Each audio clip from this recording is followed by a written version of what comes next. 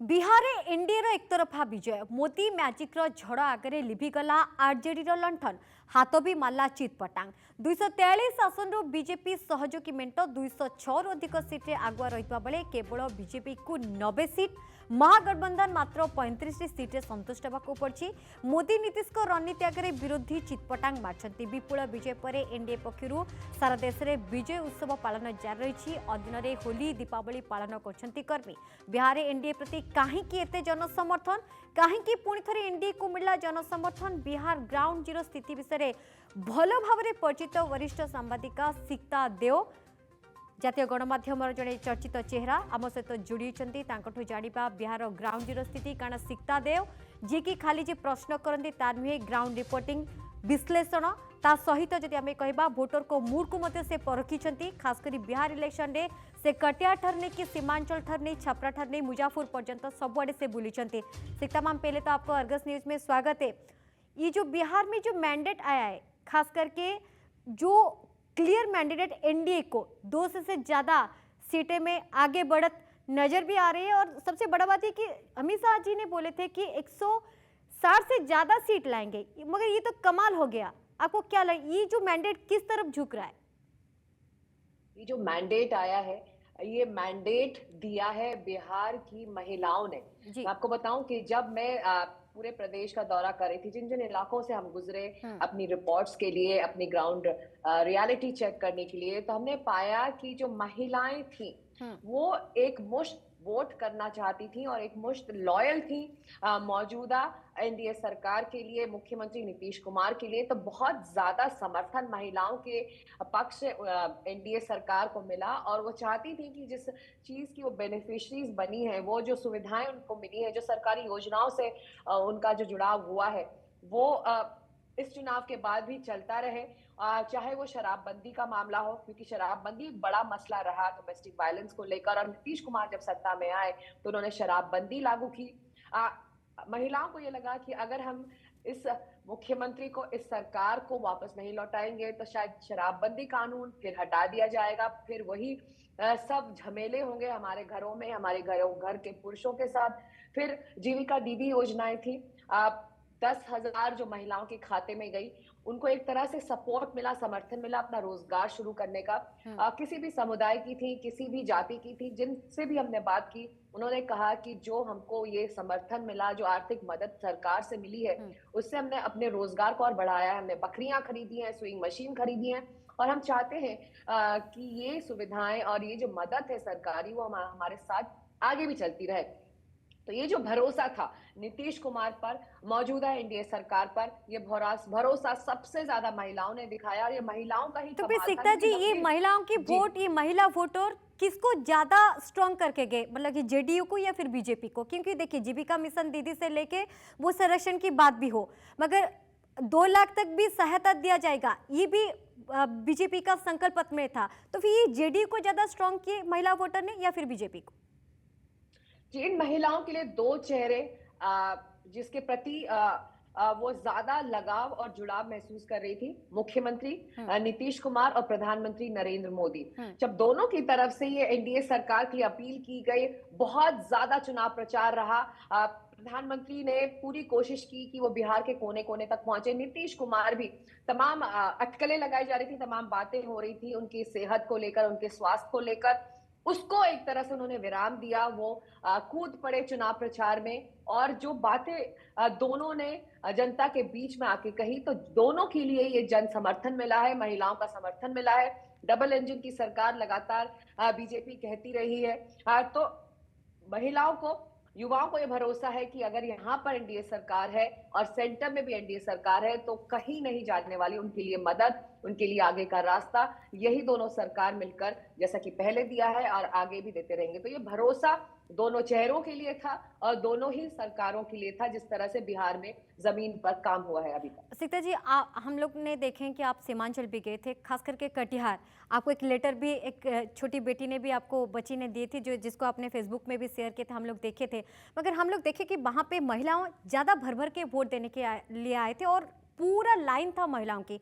मतलब इसका मतलब क्या है वहाँ पे पुरुष जो बेरोजगारी या फिर माइग्रेशन की बात आती है इसलिए वो बाहर जाते हैं, इसलिए महिलाओं की वोट वहाँ पे ज़्यादा है, या फिर नहीं ये एक क्लियर मैंडेट था चेंजेस के लिए, परिवर्तन के लिए?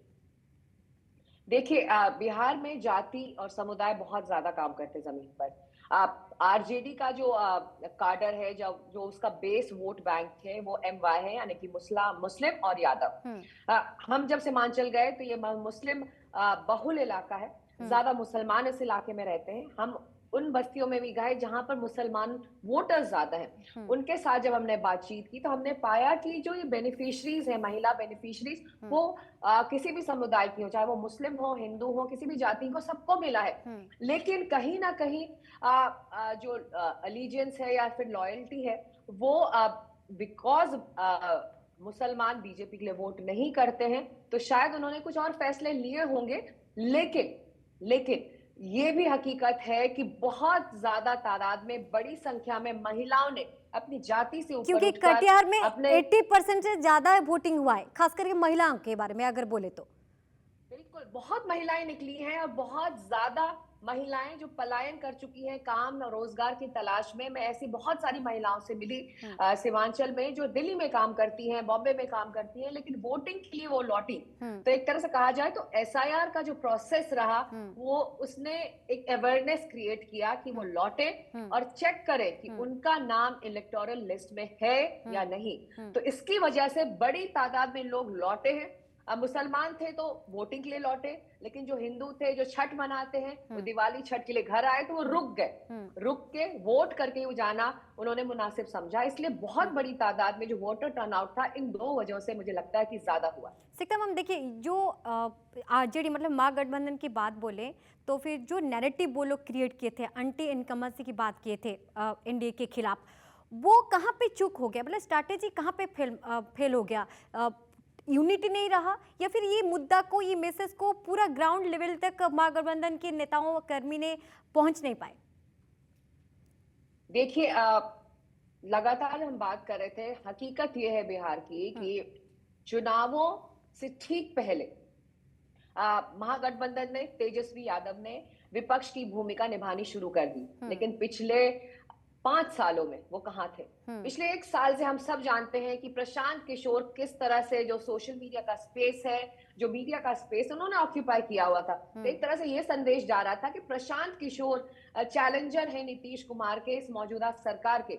और फिर अचानक तेजस्वी यादव आते हैं मैदान में, वोट चोरी यात्रा राहुल गांधी के साथ निकालते हैं और जुटाने की कोशिश करते हैं समर्थन। लेकिन उस मुद्दे पर कोई जन समर्थन महागठबंधन को नहीं मिला। तभी तेजस्वी यादव को चुनावों से ठीक पहले एहसास हुआ कि ये मुद्दा नहीं है जिसको लेकर उन्हें वोट पड़ने वाले। तो फिर उन्होंने सरकारी नौकरी का वादा किया, कहा कि मैं आप युवाओं का नेता हूं। युवाओं में मैं मानती हूँ बहुत ज्यादा बेचैनी थी, रोजगार को लेकर, विकास को लेकर, एजुकेशन, हेल्थ सर्विसेज को लेकर। तेजस्वी यादव को मुझे लगता है आरजेडी को कॉन्फिडेंस था कि क्योंकि हमारा नेता युवा है और वो सामने नीतीश कुमार हैं। ये कॉन्फिडेंट था या फिर ओवर कॉन्फिडेंट, इसको क्या बोला जा सकता है? इसे ओवर कॉन्फिडेंस ही कहेंगे, क्योंकि ये मैंडेट सबके सामने है। किस तरह से हताशा रिजल्ट्स ने थमाई है तेजस्वी यादव को। वो लगातार प्रोजेक्ट करते रहे कि मैं युवाओं का नेता हूं, लेकिन ऐसा नहीं था। युवाओं ने भी कहीं ना कहीं मौजूदा सरकार को, नीतीश कुमार पर भरोसा जताया। और जैसा कि जेडीयू ने भी अपने, आज हम जब जेडीयू ऑफिस गए थे तो पोस्टर लगा था, टाइगर रिटर्न्स, टाइगर जिंदा है। उनके स्वास्थ्य को लेकर आपको भी पता है कितनी बातें हो रही थी।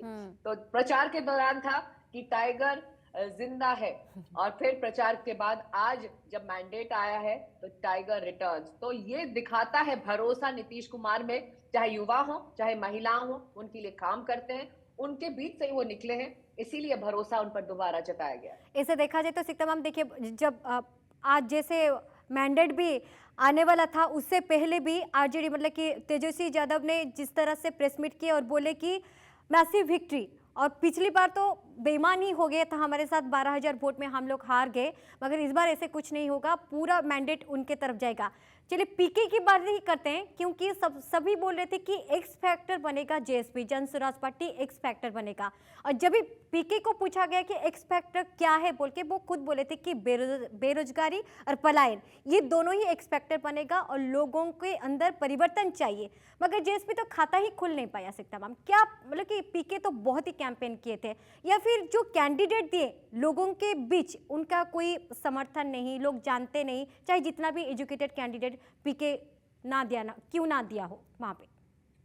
जी बिल्कुल, जन स्वराज पार्टी इस आधार पर निकली कि बिहार में एक नई सोच वाली वो पार्टी है, वो ट्रेडिशनल पॉलिटिकल पार्टी नहीं है। तो ऐसा लगा कि प्रशांत किशोर, जैसे दिल्ली में अरविंद केजरीवाल उभरे, वो रिवोल्यूशन लाएंगे।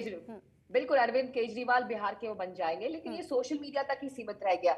उनके जो कैंडिडेट्स उन्होंने उतारे, उन्होंने कहा कि प्रोमिनेंट कैंडिडेट्स प्रोमिनेंट सिटीजन्स हैं, चाहे वो फॉर्मर ब्यूरोक्रेट्स हो, वकील हो, डॉक्टर हो, जो अपने इलाके में क्लीन इमेज रखते हैं, उनको उन्होंने टिकट दिया। लेकिन हकीकत ये थी कि उन्होंने उन लोगों को भी टिकट दिया जिनको बाकी पार्टियों ने नहीं दिया, जहां पर वो रिबेल्स थे, चाहे वो आरजेडी के हो, चाहे जेडीयू के हो, बागियों को टिकट मिला था, पीके बागियों को भी मिला और प्रोमिनेंट कैंडिडेट्स को भी मिला। लेकिन जमीन पर इन कैंडिडेट्स का कोई आधार नहीं था, चाहे सीमांचल का इलाका हो, चाहे सारण का इलाका हो, जहां मौजूद थे लोगों के बीच में, उन्हें मालूम ही नहीं था कि जन स्वराज पार्टी का कैंडिडेट कौन है। तो यानी कि ये फर्स्ट टाइम था।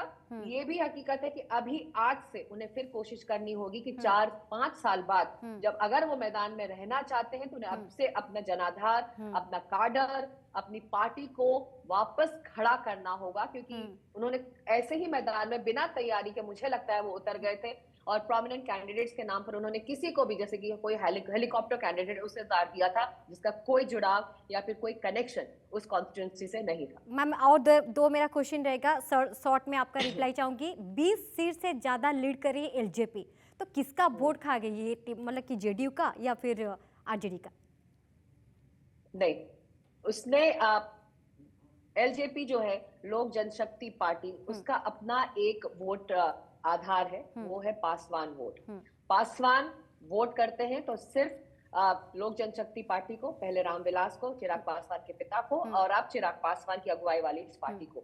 तो इसका अपना एक आधार है, और जहां जहां ये उनका बेस था स्ट्रॉन्ग, ऐसी सीटें उन्हें दी गई। बहुत उन्होंने बार्गेनिंग की थी और ये अंदाजा लग रहा था शायद हार्ड बार्गेनर है, जिद पर अड़े हुए हैं, और बहुत सारी बातें हम लोगों को सुनने को मिल रही थी कि चिराग पासवान मान नहीं रहे 29 सीटों से कम पर, और उनको उससे ज्यादा सीटें चाहिए थी, लेकिन उनका भी परफॉर्मेंस बहुत अच्छा रहा है। क्या डिप्टी सीएम की पद की दावेदार एलजेपी है अभी? मतलब कि कुछ ऐसे हो सकता है? हो सकता है। एनडीटीवी से इंटरव्यू में जब चिराग पासवान से पूछा गया तो उन्होंने कहा कि कहीं ना कहीं नई सरकार में उनके लोगों को जगह मिलनी चाहिए, उनके पार्टी के विधायकों को जगह मिलनी चाहिए। तो एक तरह से उन्होंने एक दबे स्वरों में एक संदेश दे दिया है कि लोक जनशक्ति पार्टी अपना रिप्रेजेंटेशन नई सरकार में चाहती है, और अब वो चिराग पासवान ये बिहार चुनाव का मैंडेट मैम, अभी जो आने वाले जो चुनाव है, जो बाकी स्टेट में, 4 स्टेट में, ऐसे वेस्ट बंगाल, तमिलनाडु, पुडुचेरी और केरला की बात, कितना इफेक्ट डालेगा? क्योंकि अभी तो शुरू हो गया है, अभी झांकी बाकी, अब तो ये तो झांकी है, बंगाल बाकी है, अब कब बंगाल पार। बिल्कुल, बीजेपी एक इलेक्शन मशीनरी है। एक चुनाव खत्म होता है तो मैं बताऊं, आज से ही बंगाल के चुनावों की तैयारी शुरू हो चुकी होगी, तमिलनाडु के चुनावों की तैयारी शुरू हो चुकी है, पहले बंगाल आएगा। बंगाल एक बड़ी चुनौती है बीजेपी के लिए। लगातार कोशिशें पिछले 2 चुनाव से बीजेपी वहां करती रही है और उसको खासी कामयाबी भी मिली है। अब जब सैनिटाइजेशन हो रहा है एसआईआर प्रोसेस को लेकर, जो इलेक्टोरल रोल्स है, तो ये एक बड़ा राजनीतिक चुनावी मुद्दा वहां बनने वाला है। बंगाल में भी एसआईआर का मुद्दा, लेकिन बीजेपी अगर हम माने जिस तरह से काम करती है, तो आज से उसकी पश्चिम बंगाल के लिए तैयारी तो शुरू हो चुकी होगी। जदि आपंक आम भिडी भल लगा तेब आम चैनल को लाइक, शेयर और सब्सक्राइब करने को जमा भी भूलु नहीं।